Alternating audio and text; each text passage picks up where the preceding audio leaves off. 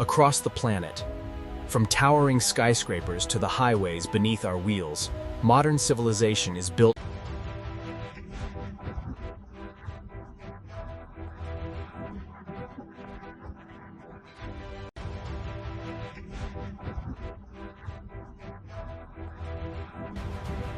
Long before cement plants and industrial kilns existed, the story of cement began in the ocean.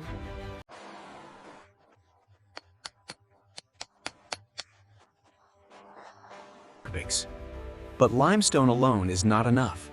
Cement requires a carefully balanced mixture of several minerals. Clay. To extract these materials, cement producers operate vast open-pit quarries. These quarries can stretch for kilometers and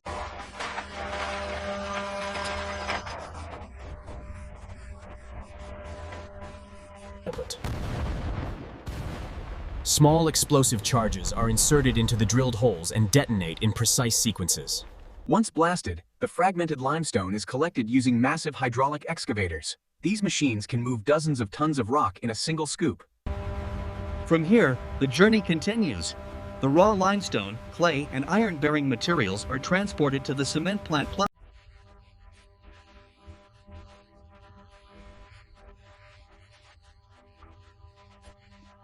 The first stage of size reduction takes place inside the primary crusher. In many cement plants, this is a jaw crusher. Crushing works through compressive force. When rock is squeezed beyond its structural strength, microscopic fractures spread rapidly. After the primary crusher, the material often passes through a secondary crusher. Hammer crushers or once crushed, the material moves through the plant using conveyor belts that can stretch for kilometers. These automated systems. Not every piece of rock leaves the crushers at the perfect size. Vibrating screens sort the material by particle diameter.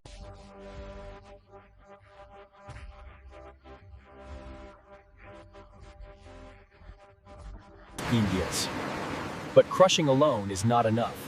To unlock the chemical reactions required for cement production, the raw materials. One of the most common machines used in modern cement plants is the vertical roller mill. Inside this system, after crushing, the limestone fragments are still far too large for the chemical reactions required in cement production. Grinding works by applying compressive force and shear stress. As particles become smaller, their total surface area increases dramatically. Once ground, the raw meal is transported through the plant using powerful streams of air. Pneumatic systems carry the cyclone separators remove the powder from the airstream. As the air spirals through the chamber, centrifugal forces push the heavier particles. At this stage, chemical precision becomes critical. The raw meal must contain the correct proportions of calcium. Before entering the kiln system, the powder is stored in blending silos. Air injection systems gently mix the material. With the raw meal now finely ground and chemically balanced, it is ready for the next stage of production.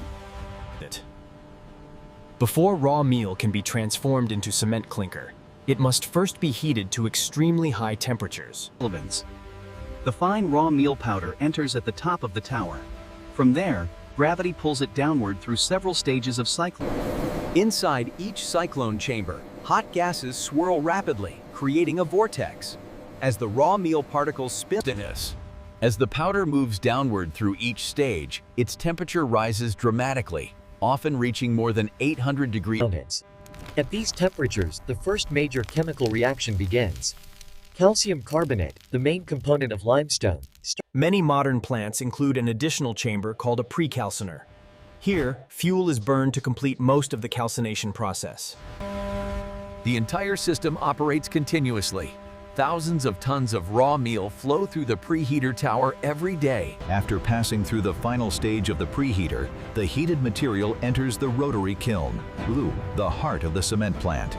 At the center of every cement plant is the rotary kiln, a massive rotating furnace where raw minerals are transformed into clinker. The kiln rotates slowly while slightly tilted downward. As the heated material enters from the upper end, gravity gradually pulls it toward the lower end. At the heart of the kiln lies the burner flame.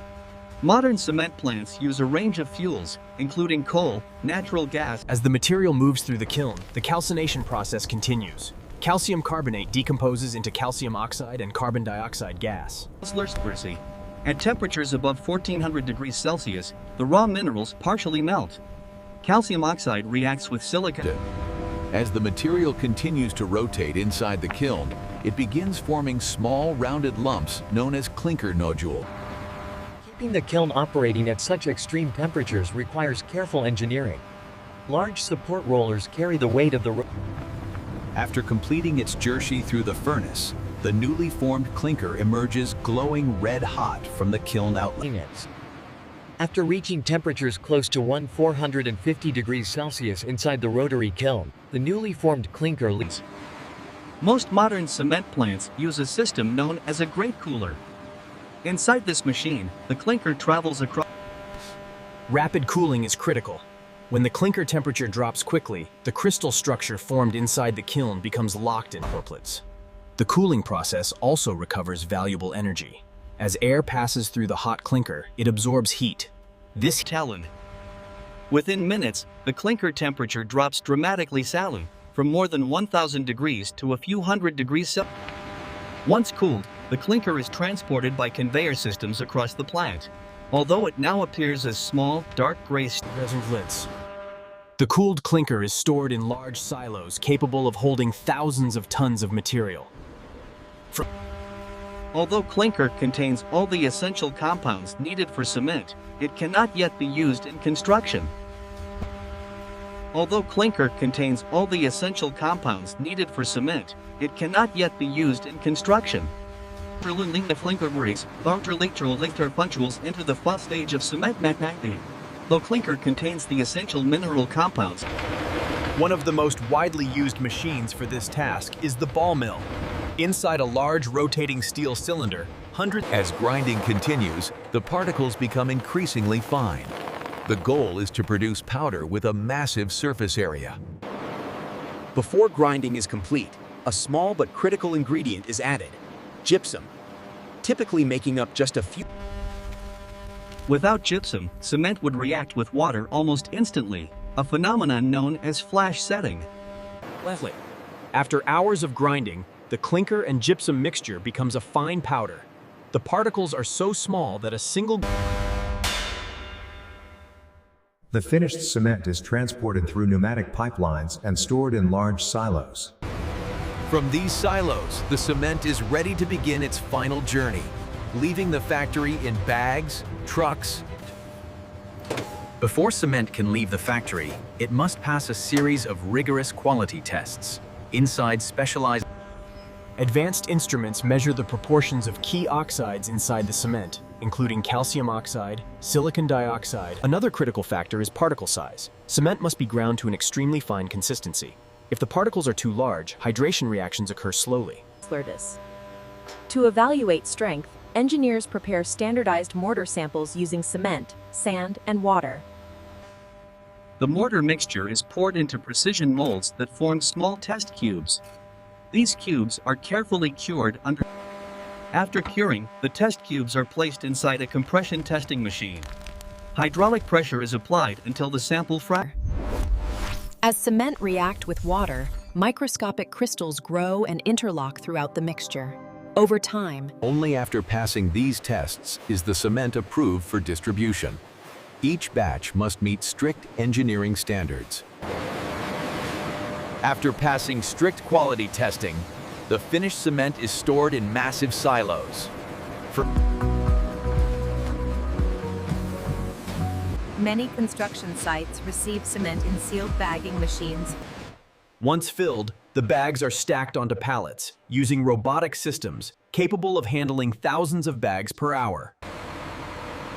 For large construction projects, cement is often transported in bulk. Specially designed tanker trucks use sealed.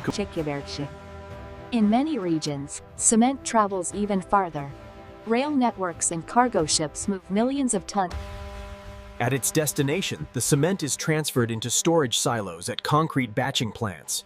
Here it will soon be combined. Once mixed with aggregates and water, cement begins the chemical reaction known as hydration. Within hours, the mixture starts to harden. From ancient limestone formed beneath prehistoric seas to the vast factories that refine it today,